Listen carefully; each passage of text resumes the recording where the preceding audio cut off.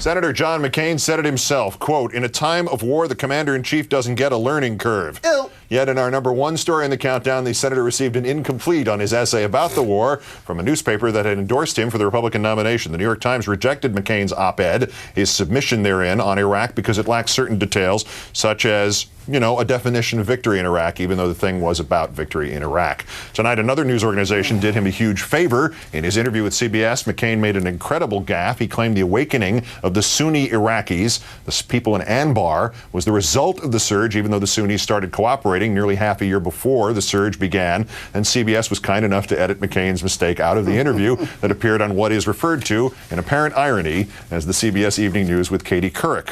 All this serving as prologue to my special guest tonight, Richard Lewis, whose memoir, The Other Great Depression, will come out in audiobook with new writings next month. Wow. Also, a 7th season of the Emmy-nominated Curb Your Enthusiasm congratulations, Larry, is in the works. And Richard's Endless Misery Loves Company tour lands in Sacramento, Atlantic City, and Red Wing, Minnesota over the next 3 years. Well, I dated a woman there once, so every year I go back. Now listen. Some sort of settlement or what? Huh? Why do you go back? Is it a settlement deal or what? It's just a casino. Now listen. Yeah, well, all right. First of all, it's great to see you. It's great to see you. I love the show, and listen, for those who are watching to blog me and you hate me, fine. I'm 61. I could care less. People either love me or hate me. I'm not in it for the love.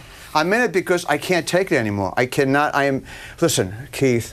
I'm having a nervous breakdown. Again? Yes. Oh. Here's the deal. I have this feeling. I tell this on stage and I perform year-round. Constantly. I say, look, let's be reasonable. What McCain did today, what he said, that despicable comment to the guy he's running against. Oh, you'd rather win the election than lose the war? Come on, yeah. that's like that speaks volumes of his character. And I know his character, the POW. You can't be much greater for a country than that and our servicemen. But come on, it's 2000 and what are we, 8? 2008, yes. Come on, and look, I was born a Jew, but I'm an observant Jew. Yeah. I go, hey, look, there's a Jew. I'm not that deeply religious, but I love Jews. I love all religion. There's 5 gods. I don't know, is the Scientology a religion? And then they have a metal god, a robot god. Whatever it is. And then there's Allah. There's everybody. Right. Until these on Larry King.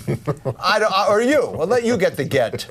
Jesus, you did. Tonight, God joins us. Yeah, but I still let people have a belief system. Okay. So, but what was my point? Please help me on this. Oh, about McCain and calling Obama rather win the election. No, it was something else. I want people to. I believe if you have a belief system, believe in it. Believe in your God. Right. If you're an atheist, people always tell me, my atheist friends, that about 18 billion people died because of religious wars. Okay. And if you're an atheist, there was like 6 slap fights in gym class. So they always get me on that. A dodgeball tournament. Yeah, but the point is this: I know who I respect. I have a lot of friends who would never have an abortion, but vote Democrat because they say, hey, look at these last 8 years. All your Bush, I wish they were impeached, all these cats. That pissed me off, okay? And number 2, the thing is, they say Katrina and all this crap that's been going down and we went to Iraq. Come on. What's wrong with being a reasonable person? I think that Obama, who I'm voting for, is reasonable. If you go back and check all the stuff, all right, he made that little Israeli. I think Israel should be a friend. There's a great truth in that. Israel's greatest friend. Hey, listen, if you can't be a friend to yourself, exactly. Israel has very high self-esteem. That's why he meant that. But that's not a gift. That's his worst gaffe. Right, but he's not going to be saying that ugly stuff that McCain said. So I want a reasonable guy. And number 1, after 8 years, and I don't knock President Bush. I had mentioned this. We're both recovering coke addicts and alcoholics, and I root for the guy. But that's it, okay? But the point is, it would be nice to have a guy who is intelligent. Just because he's intelligent doesn't mean he can't be a guy to have a beer with. He can have a beer with and watch a Super Bowl and still be smart. He can figure out how to pour it for you. Right. Yes. Exactly. But to have someone, I think 90%, that's my point, 90% of this country, other than the fringe lunatics, left and right, are reasonable. And it's time after 8 years of this. You ever see the signer, for the hearing impaired when Bush was on? Right. They pulled back on a C-SPAN, and the woman did this, and she was a lovely woman. She went like this. She actually shot him like Jack Ruby. Oh, no. No, well, I was, and the Straight Talk Express, it's a lot of, come on, Senator. Straight talk this. It is like the Peyote Express. He has flip-flop. It's a joke. This whole thing is a joke on that side. There's lie after lie. Yeah. And why, and this whole surge thing. I mean, how can you not put the surge, all right, the last 4 months, fine, but it's 7 years. Bin Laden's still alive. He's 6'7". He's the tallest Islamic guy. He's, with the turban, he's 7'1". And even if we got him, there's probably a Bin Laden modeling school now. Walk with books on your head. We should have been able to see him from space, is what we're saying. If you can catch a senator in a tryst in a high-rise with Google Earth search, you can catch this guy watching HBO on demand in a cave.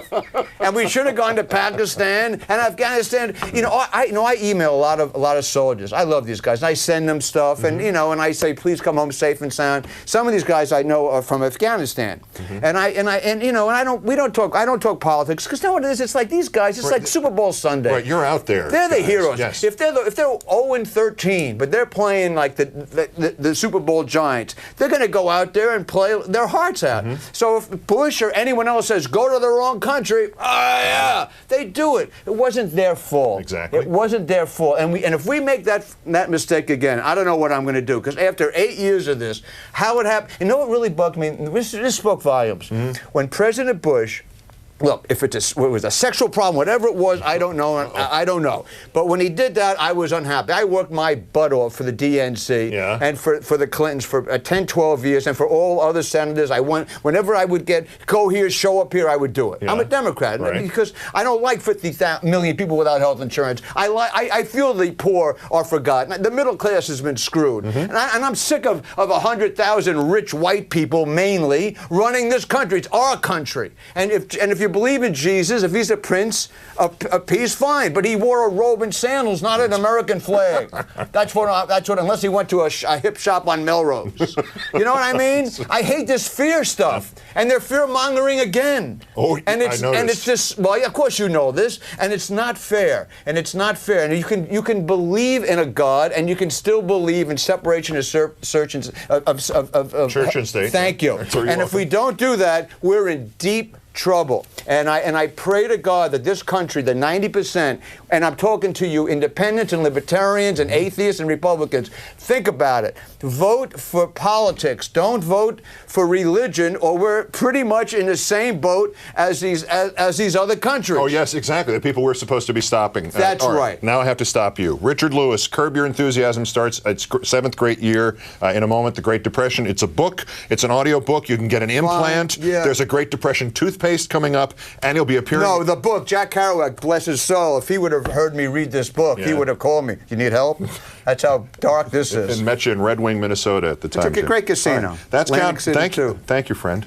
I know. I don't want the verdict to get upset with me. Well, they already He's already suing me. Look at it. It's already 10 seconds late. Thanks, Countdown, sorry. for this, the 1,910th day since the declaration of mission conflict Just in be Iraq. reasonable. It's our country. And I would take the streets, but I have a bad back. I'm Keith Olbermann. Good night and good luck.